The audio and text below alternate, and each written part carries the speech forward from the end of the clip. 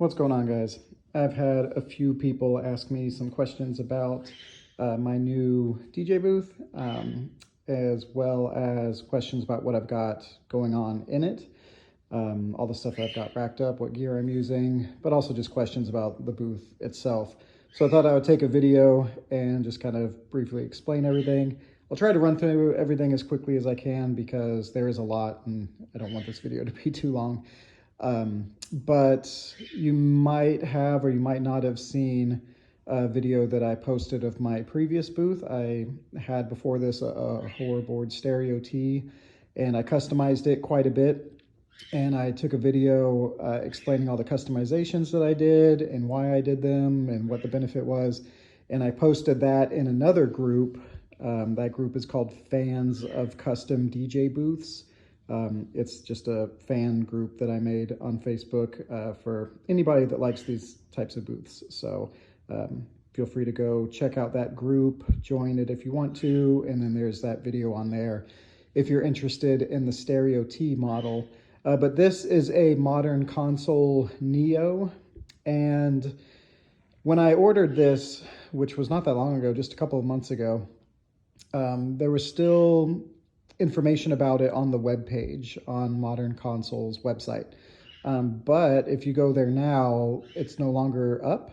The website's up, but the page for this particular booth isn't there anymore. So I don't know if that means they're not making it anymore, or if they just took that page down to make room for some newer stuff that they're making that they just launched, or what. Yeah, let me just kind of run through this a little bit to explain kind of why this one is a little bit unique.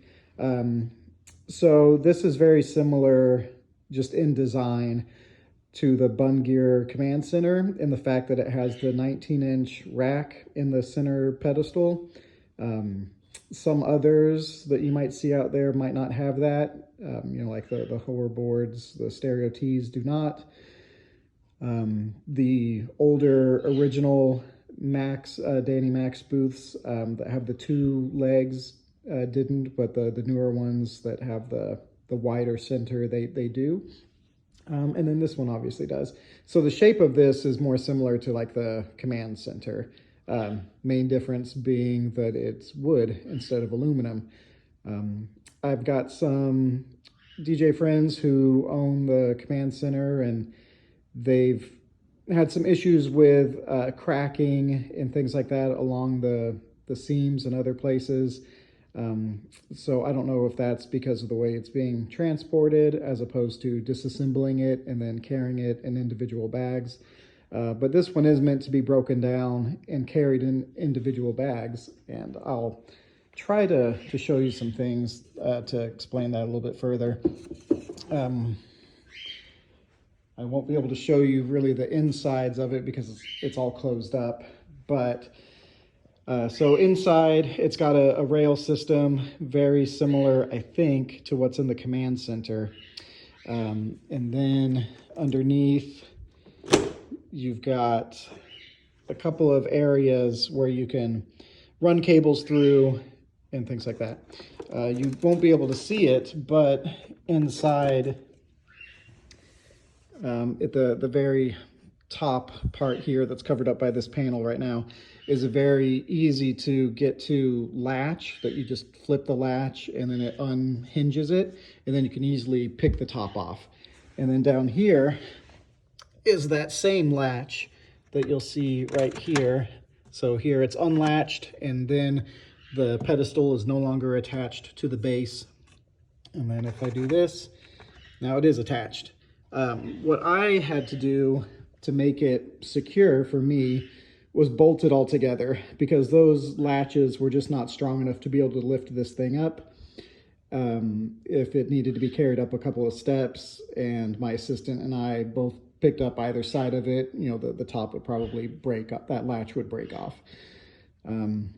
So since I keep mine assembled and I just loaded it into my van, I ended up just bolting it all together.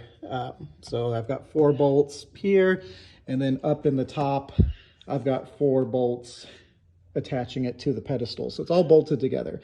And then if I want to disassemble it, I just have to undo these bolts, which they're just hand tight. It's not a big deal. Okay, so that's kind of a rundown on the booth itself. What I like about this booth is that there's a ton of storage space in the top box.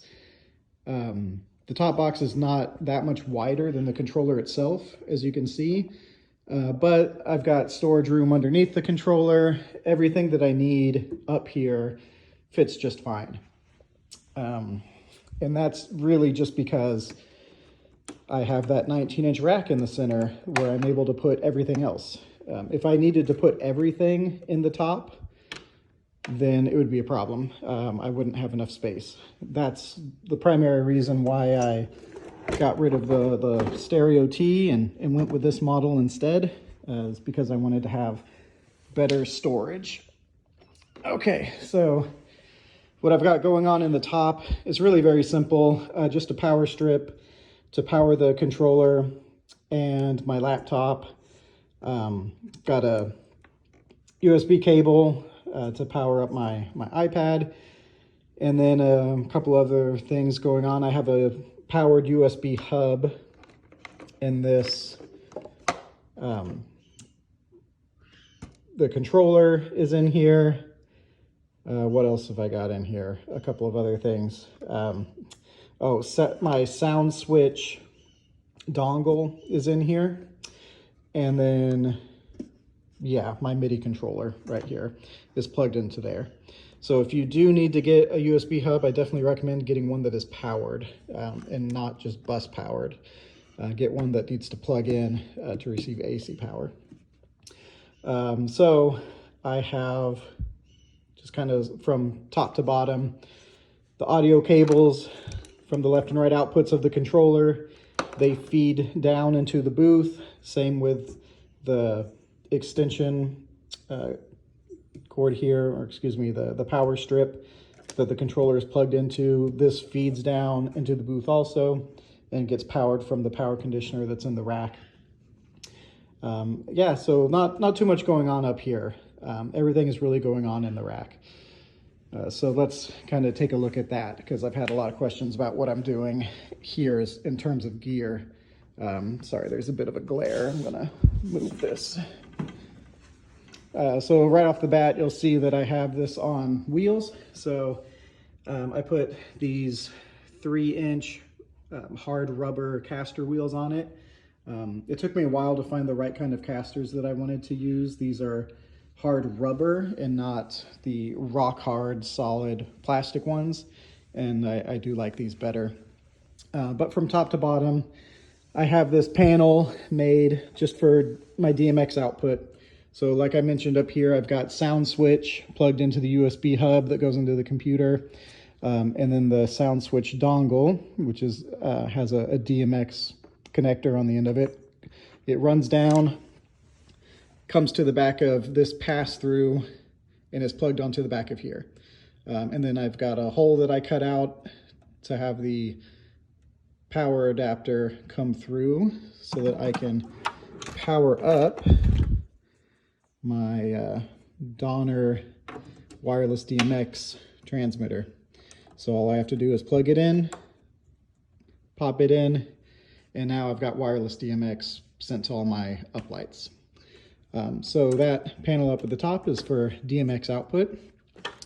And then real easy to see, I've got my mic receivers down below it. I am not running BNC cables up to the top of the booth to attach the antennas to the top of the booth or to the side of the booth.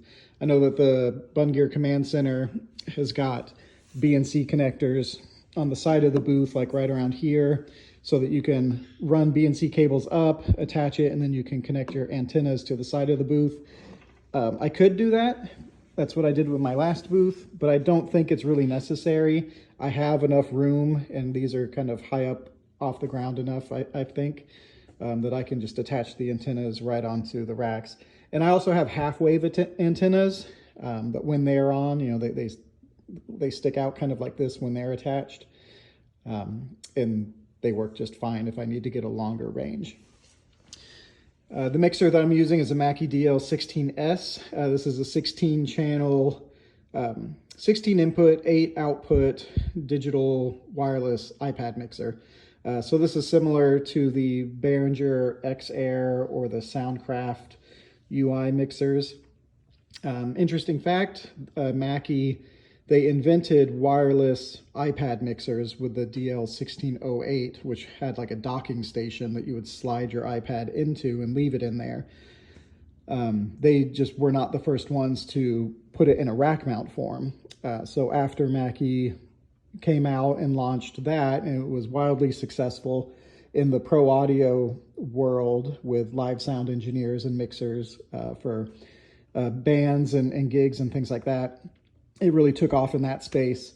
And then Behringer kind of copied that design, but made it in a rack mount format, which is the X-Air series.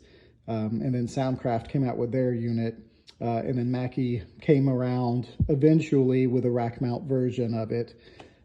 So even though this is a lesser known model, came out more recently than the others, they're actually the pioneers of wireless iPad mixers. So a couple of things I've got going on here that you've probably noticed are these XLR cables that I'm using. You can see here that they are these flat plugs, as opposed to the traditional ones that would go in and stick out and be, you know, about this far out with the cable, kind of bringing it out even further. I wanted it to be as flat as possible. So I found these on Amazon and they work really great. I'll just pop one out for you. So they are flat like this, but if you unscrew these screws and you pop off the back, you can rotate. As you can see here, I've kind of rotated this a little bit. You can rotate it even further. You can't rotate it too much. It all depends on how much slack is in there. You don't want to put too much strain on the connection of the cables. But I was able to rotate it this much without a problem. And so now it's just kind of in there a bit cleaner. It's a pretty snug fit though. It's really tight when you get them in there.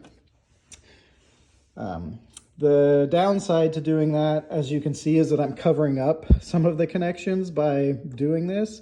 Like if I needed to get to these inputs, you know, it's going to be rather difficult because of the way that I have this layout, but I'm not too worried about it. I've got my controller left and right outputs coming into channels 1 and 2, and then these two microphones come into channels 2 and 3.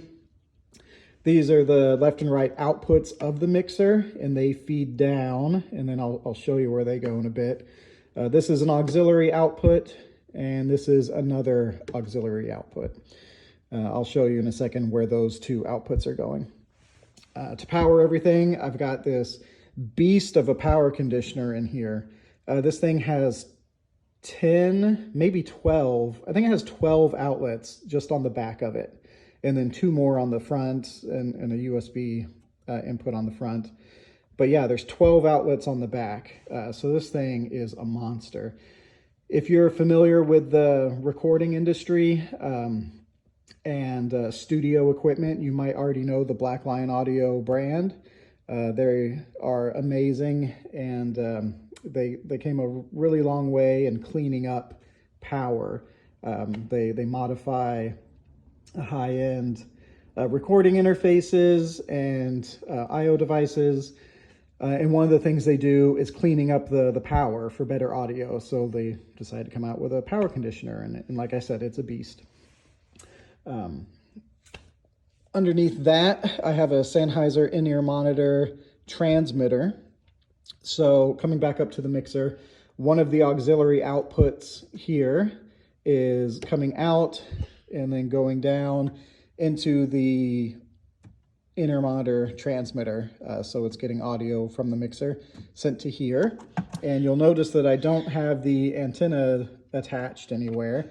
It's not attached to the back of this or on the rack. And that's because I have a BNC cable being fed down. And then I'll talk a little bit about that in a second. And then underneath that, I have a 2U drawer just to keep my microphones in, my antennas, my mic receiver antennas, my DMX transmitter, gaff tape, stuff like that. This is an iPad holder. Since this is an iPad mixer and the mixer is an app on the iPad, I just put this little iPad stand on top of the top of the booth and then place my iPad on it. And my favorite thing about this is something that I just installed, and that's this custom patch panel that I had made by Redco. I set this up and designed it to make things just as simple and easy as possible. And I wanted to have secure connections on everything just so that nothing could accidentally be kicked and made loose or pulled out by accident. So they're all, PowerCon locking connectors. So this is the power in. So this would come from the power outlet at the venue, and I would plug it into here. And then this sends power all the way up, and it connects to the power conditioner. So the power conditioner is plugged into a cable back here, right there, that feeds to this pass-through. And then I plug that in to power up the power conditioner. And then obviously the power conditioner powers everything in here, but the power conditioner is also powering everything external. So it's, in addition to all of this stuff being plugged into the power conditioner, I have outlets on the back of the conditioner being fed down to here, here, here, and here. So now on either side of the booth, I can plug in my loudspeaker and my moving headlight that's on this side of me. And then same for the right side, plug in the speaker, plug in the moving headlight. And then audio outputs are here too. So from the mixer, the left and right output is coming down, being fed to these left and right outputs. So when I plug in my speaker for power, I also plug it in for audio right there on either side. This BNC connection is for an antenna output. So like I mentioned with the Sennheiser in-ear monitor transmitter, I don't have the antenna connected to it because I have a BNC cable running down, being fed through and connecting onto the back of here. And I have a Sennheiser shark fin paddle that I put on a extra tall mic stand. So if I need to use this to transmit audio wirelessly to a satellite speaker, I just use a long BNC cable, plug it into there, set it up behind me or to the side or wherever it's going to be. And then I put that shark fin antenna up high up in the air. And so the audio, the signal is being sent from here to that shark fin antenna. And then this is a record out. So in addition to the audio output left and right from the mixer being fed here and here, and like I mentioned before, I've got an auxiliary output from the mixer coming down, being feeding audio to the in-ear monitor transmitter. I'm doing the same thing, but I'm sending another auxiliary channel out and down, and I have it plugged into here. So now if I'm at a gig and a videographer wants to record audio off of my mixer, all they have to do is plug into right here with an XLR cable from their portable recorder, their Zoom device or whatever it is. And then I can create an auxiliary mix from the mixer and send an aux feed to them. That's great because then I can pull the volume out of, let's say, the music and only have the volume from the microphones in that auxiliary mix that I'm sending to the videographer. So that's helpful for things like introductions. If they want to record my voice doing the introduction, but they don't want to record the music that I'm playing layered on top of my voice, I can pull that out in the auxiliary mix, but leave it in my main mix, so it still comes out my speakers. Yeah, so that's a bit of a mouthful, but that's everything I've got going on. I should mention a couple of things about this booth if you're interested in it or kind of curious about maybe getting one yourself. Normally it's a couple inches taller. When I ordered it, I specifically asked for 2 inches to be chopped off the top and bottom, and that's just because I knew I was going to be attaching casters to it, and that would make it, make up the difference in height. If I wasn't going to be attaching these casters, then I would not have done that because it's actually rather short without the casters. But I have a van and I use a ramp and I wheel this in and out of the van. And so that's why I have the casters on it, and that's why I leave it just fully assembled. The other thing is that when you order it, assuming that these are still available to order, it comes with rack rails on the top section. Like you'll see here in the middle, this whole thing is made of wood. The center is wood also. Very lightweight wood. So when this thing is empty without any gear in it, it's extremely light. But still built really well. So this center bracket, if you will, is just a wood piece of the frame. And there is usually an 8U rack rail on the top, but none on the bottom. I had to attach this rack rail myself to be able to put some more stuff down on the bottom. And the reason why, I think, the reason why the rack rails are only on the top and that the manufacturer doesn't put it on the bottom is because this particular booth is designed to support having an uplight down here in the bottom. So let me back up a little bit and I'll show you the sides and the front. So this side panel on both sides and this panel on the front of the booth are removable. When you have the top off, you can take off the front. But when you have the top attached, you do have access, I think you have access to the side panels to be able to take them out and remove them. Actually, you don't, because these rails are in the way. So you do need to take off the top box in order to take any of the panels out. But the panels are interchangeable. You can take them out. So I could put solid black ones in there, or I could put some wood stained ones in there to match the wood stain. I asked to have these acrylic ones because I think it looks really cool when you put an uplight inside and then it lights up kind of like a totem.